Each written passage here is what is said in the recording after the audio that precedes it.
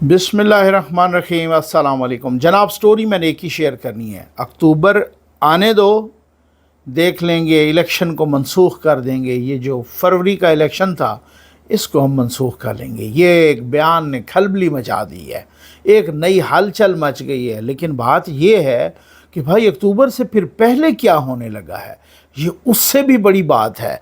बस जल्दी से आप चैनल सब्सक्राइब कीजिए, जहां घंटी का निशान बना उसे प्रेस कीजिए ताकि हर नई आने वाली वीडियो आप तक पहुंचती रहे। आपका शिकवा दूर होगी। आपने कहा नकवी साहब वीडियो ज़्यादा आनी चाहिए, आप ज़्यादा वीडियोज़ आ रही हैं, लेकिन आप प्यासी इंसानियत को पानी पिलाइए, साथ साथ दुआ भी फरमाइए हमारे लिए, मेरे लिए, मेरी टीम के लिए भी। हम तो डाखाने का काम कर रहे हैं, अल्लाह के करम और आपके तावन से हो रहा है, और आपका भरपूर तावन जारी है। तो ये प्यासी इंसानियत को पानी पिलाने का सिलसिला भी जारी रहना चाहिए, जो जोड़ों का पानी पी रहे हैं। और आप दुआएं भी फरमा रहे हैं, आपकी बहुत नवाजिश। और मखसूस नशिस्तों के केस में हुकूमत ने नज़रसानी अपील भी वो जारी कर दी है।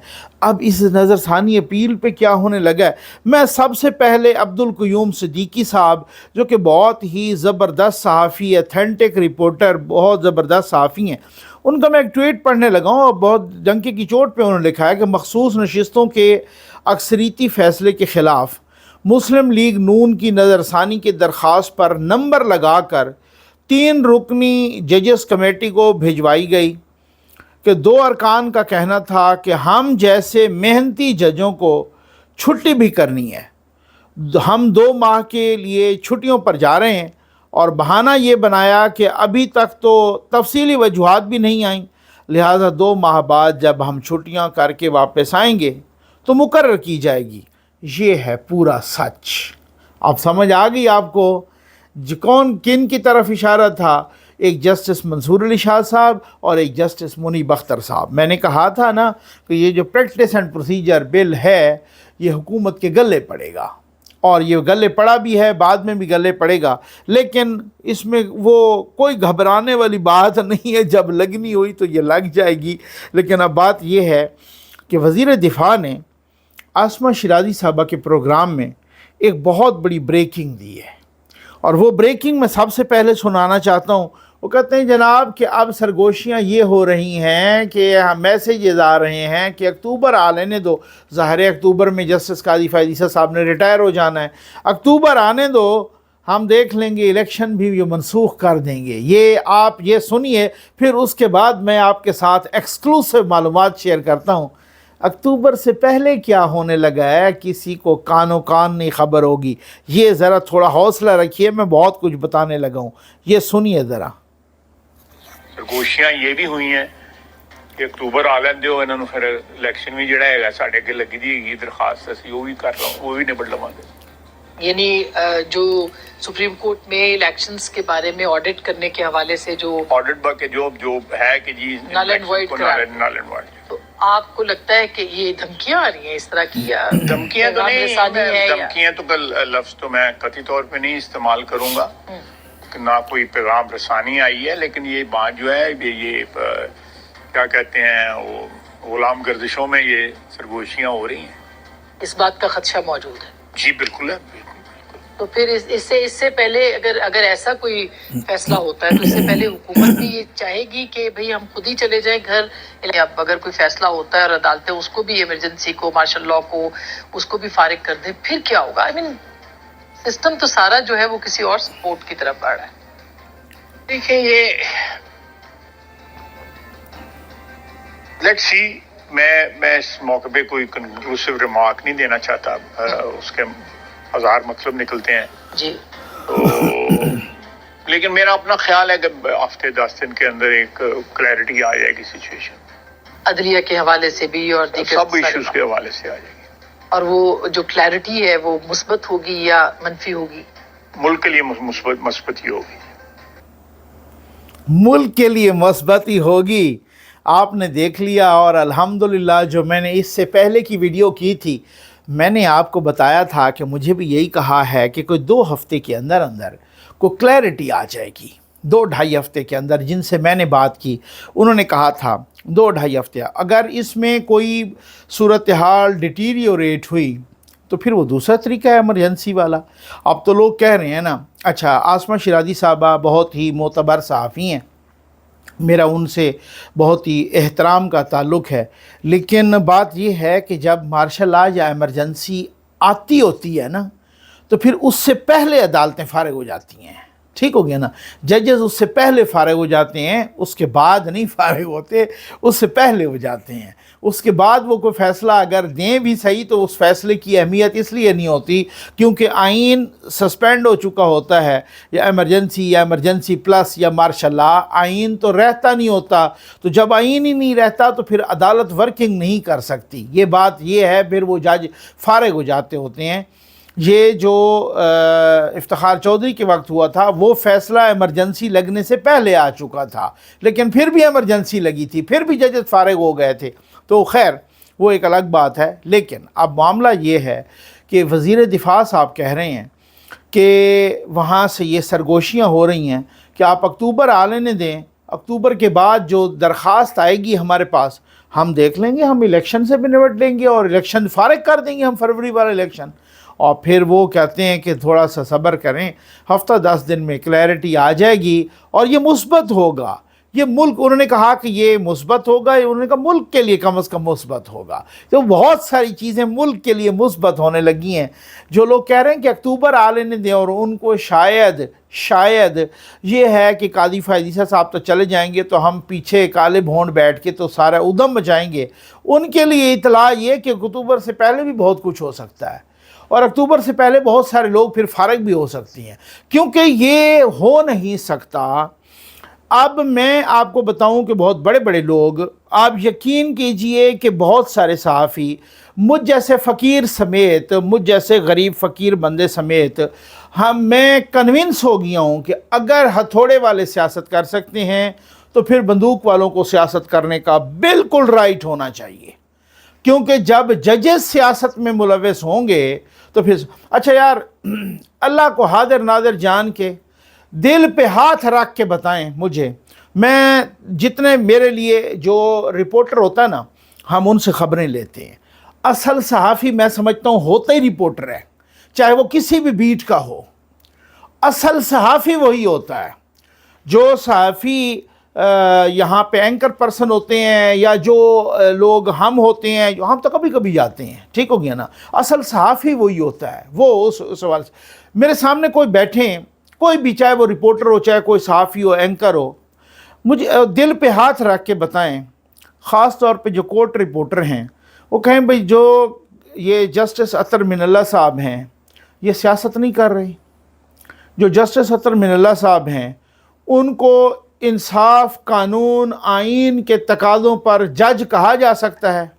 मैं एक सवाल कर रहा हूँ जुर्रत करके, इंतहाई अदब के साथ, वो सियासत नहीं कर रहे मुबैना तौर पे।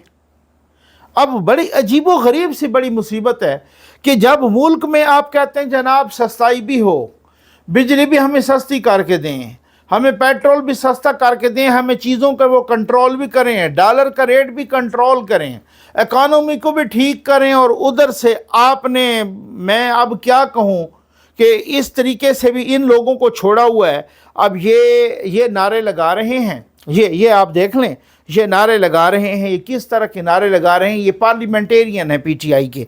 ये ज़रा आप नारे सुन लें, फिर उसके बाद मैं आता हूँ अक्टूबर से पहले होने क्या लगा है। ये ज़रा हौसला रखिएगा, मेरे साथ रहिएगा। आजकल बड़ी ख़बरें हैं अल्हम्दुलिल्लाह, और मैं ख़बरें कोई बग़ैर किसी कंजूसी के आपके साथ में शेयर कर रहा हूँ। ये लीजिए।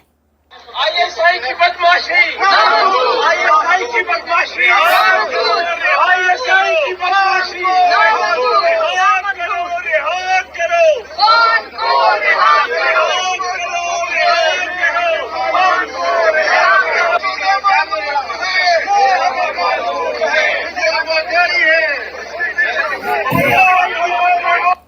ये आपने सुन लिया।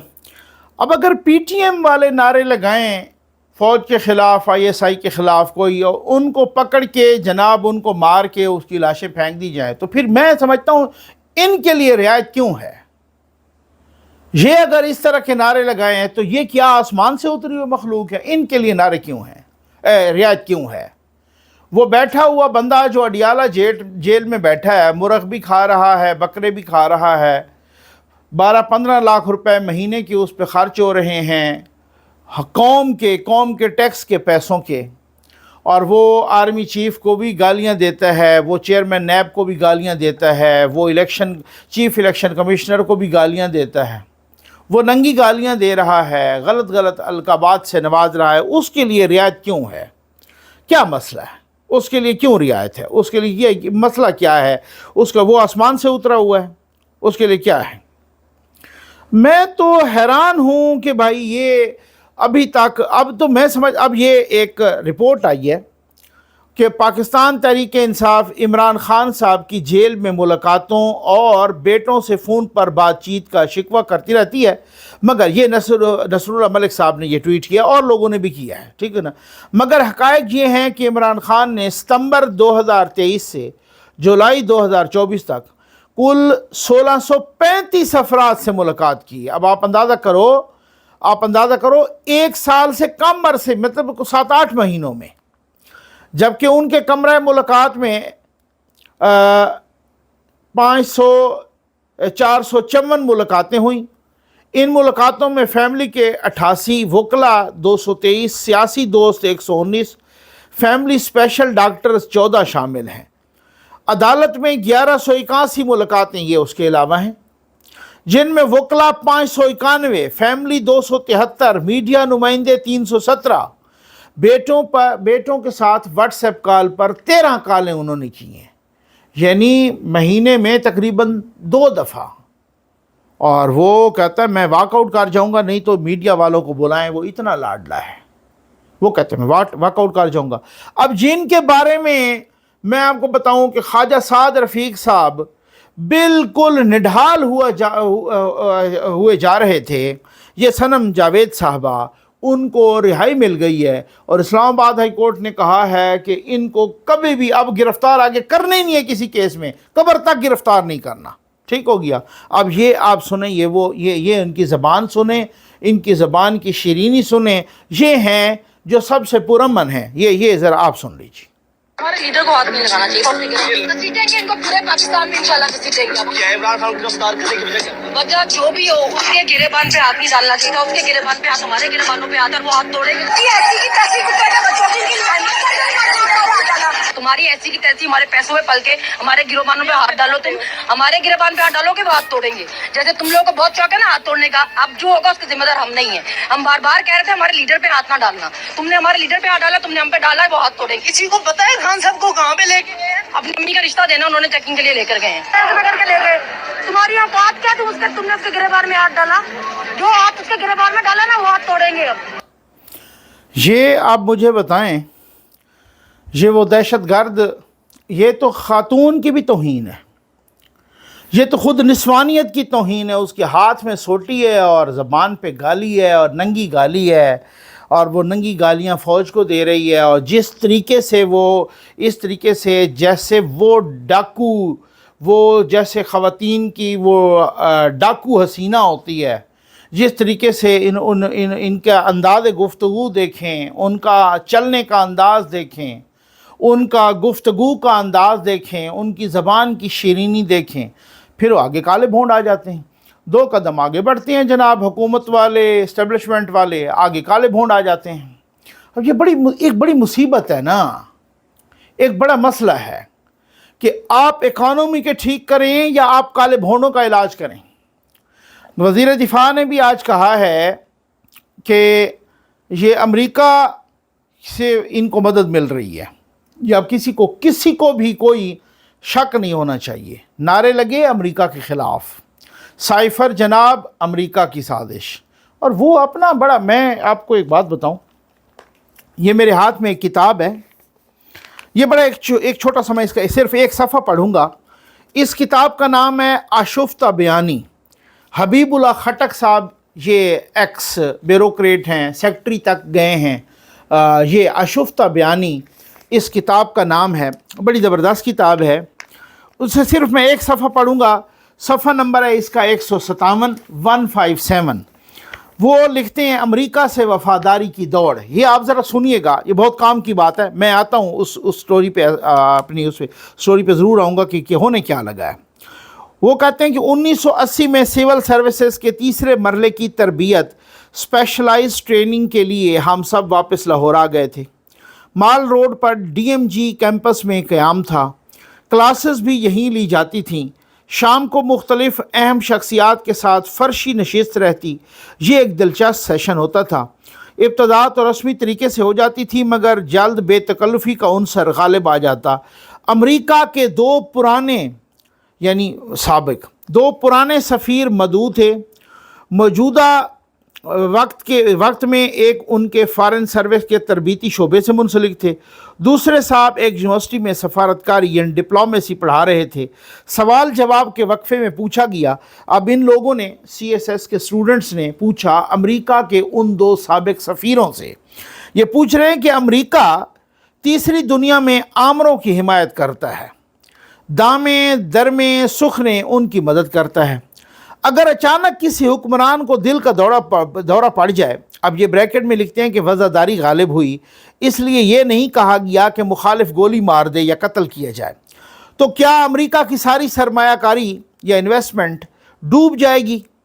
एक लम्हा ज़ाय किए बग़ैर उन्होंने जवाब दिया, यानी अमेरिका के सफ़ीर ने, who knows the second man may also be our man. किसको मालूम है कि जो दूसरा बंदा हो मुतबादिल की आदत वो भी हमारी हो। दूसरे मेहमान सफ़ीर ने लुकमा दिया कि हम रेस के तमाम घोड़ों पर शर्त लगाते हैं, इन्हीं में से एक ने जीतना होता है। उनको कहा गया ना कि आप जो आमरों की हिमायत करते हैं बाकी लोगों की, बाकी शोबों में, ये तीसरी दुनिया में, तो अगर वो आपका बंदा मारा जाए तो आपकी इन्वेस्टमेंट तो ज़ाया हो जाएगी। तो उसी सफ़ीर ने कहा कि क्या पता जो दूसरा बंदा हो उनकी जगह पे आने वाला वो भी हमारा हो। और फिर दूसरे सफ़ीर ने लुकमा दिया कि हम रेस में शामिल तमाम घोड़ों पर अपनी इन्वेस्टमेंट लगाते हैं, शर्त लगाते हैं, और उनमें से ज़ाहिर कोई भी जीते फिर वो हमारा ही होगा। अब आप ज़रा इससे अंदाज़ा कीजिए। और वो फिर उसके बाद ये हबीबुल्लाह खटक साहब लिखते हैं कि दूसरे मुल्कों का ज़िक्र करें तो बात तवील हो जाएगी। अपने मुल्क में तो ये देख रहे हैं कि अमेरिका से वफ़ादारी साबित करने की मुसाबकत जारी है। इसी तमन्ना में दिन रात काटे जाते हैं कि बाल्ड ईगल उनके सर पर बैठ जाए और वो बरसर इक़्तिदार आ जाएं। रहे अवाम के जज्बात तो चलो एक बार फिर नारा लगाते हैं, अमेरिका मुर्दाबाद। अब आपको समझ आ गई होगी सारी। जब अमेरिका हर डिपार्टमेंट में अपनी इन्वेस्टमेंट करता है तो फिर मैं माज़रत के साथ कहूँगा मुबैना तौर पे फिर वो जुडिशरी पे भी करता होगा। और वहाँ अगर करता है तो फिर कौन कौन से काले भोंड और किस तरीके से, तो ये इसका पूरा एक सिस्टम उसको ज़रा चेक करना चाहिए, उसको ज़रा देखना चाहिए उसको। तो ये अक्टूबर से पहले क्या होने लगा है? ऐसे तो नहीं कोई बंदा कह रहा है कि जनाब अगर कुछ काले भोंडों को बिल फ़र्ज़ फारिग करना हो, बिल फ़र्ज़, तो वो कैसे होता है? ऐसे तो नहीं हो सकता कि आप किसी को उठा के फेंक दो। कुछ देर के लिए तो आपको आईन किसी भी हवाले से सस्पेंड करना पड़ेगा ना। जब वो करना पड़ेगा तो फिर उसके बाद क्या होगा? तो हो सकता है कि ये अक्टूबर से पहले कोई इस तरह की सूरत हाल हो जाए। हो सकता है कि कोई एक्सटेंशन के मामले का कुछ हो जाए, कोई और एक्सटेंशन में बात कर रहा हूँ, ठीक हो गया ना। हो सकता है कि कुछ, अच्छा अब सनम जावेद की रिहाई हो गई है, वो घर चली गई हैं, और साथ उनके वकील बता रहे हैं, वो अली अशफाक साहब, वो बता रहे हैं कि ये रिहाई जो हुई है ये आउट ऑफ कोर्ट सेटलमेंट के तहत हुई है। अटॉर्नी जनरल साहब ने कहा है कि अब हम इसको गिरफ़्तार नहीं करेंगे, ठीक हो गया। और वो ज़ाहिर है को ये भी पता चला है कि वो सोशल मीडिया पे भी नहीं बोलेंगी वगैरह वगैरह, इस तरीके की कोई बातें हुई हैं, ठीक। तो फिर इसके जवाब में भी तो कुछ मांगा गया होगा ना। ऐसे थोड़ी है कि आपके बंदे हम कोई रिहा करेंगे, आप भी तो कोई जवाब में, तो सुना तो यही है कि जवाब में यही जो जजेस वाली तरमीम आ रही है, तो PTI के बहुत सारे लोग वो खैर से इसमें शामिल होंगे।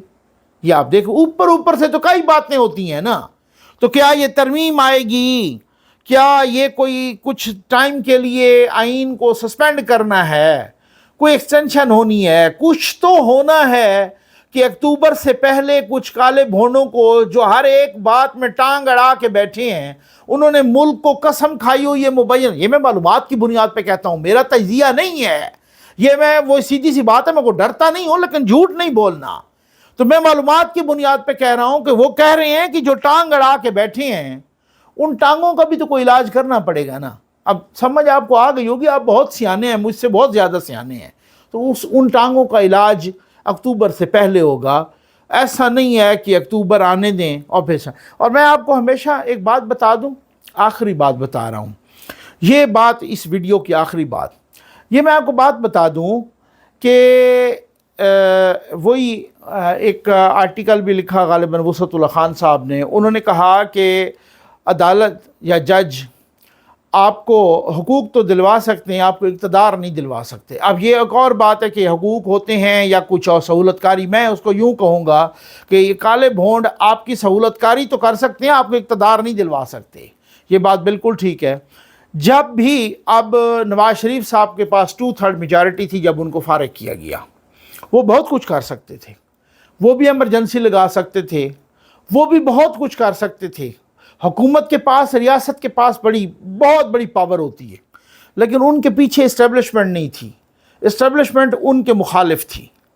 इस्टेब्लिशमेंट जब पीछे हो ना, फिर रियासत बहुत कुछ कर सकती होती है। फिर हथौड़े वालों को समझना होगा कि हमारे पास कोई तोप नहीं है कि हम चला देंगे। भाई सीधी सीधी बात है। मैं आपको बता दूं कि फिर बहुत सारे लोग अब कह रहे हैं, अब वज़ीर दिफा ने बड़ी मोहतात गुफ्तगू की है कि मैं इस वक्त कुछ नहीं कहना चाहता, यानी वो कुछ बताना नहीं चाह रहे थे मेन स्ट्रीम मीडिया पे, नहीं तो बड़ी आग लग जानी थी कि भैया क्या कहना। यानी यूँ समझ लें कि वो अपने प्लान, अपना जो प्लान्स हैं, जो कि मंसूबे हैं, उनको अफशा नहीं करना चाह रहे थे वक्त से पहले। अब समझ आ गया आपको, वो वक्त से पहले कुछ नहीं बताना चाह रहे थे, इसलिए बता गए कि हफ्ता 10 दिन में क्लैरिटी आ जाएगी। मैंने जब सुना तो उन्होंने कहा 2 हफ्ते सब्र करें, क्लैरिटी आ जाएगी। अगर क्लैरिटी में कोई गड़बड़ हुई तो फिर वो गड़बड़ होगी, फिर ये फारिग हो जाएंगे बहुत सारे लोग। ये बहुत सारी, मैं आपको मालूमात की बुनियाद पे कह रहा हूँ। उम्मीद है आपको वीडियो पसंद भी आई होगी, और अगली वीडियो के लिए भी तैयार रहिएगा। बहुत ही धमाकेदार किस्म की मालूमात होंगी। आपका बहुत बहुत शुक्रिया।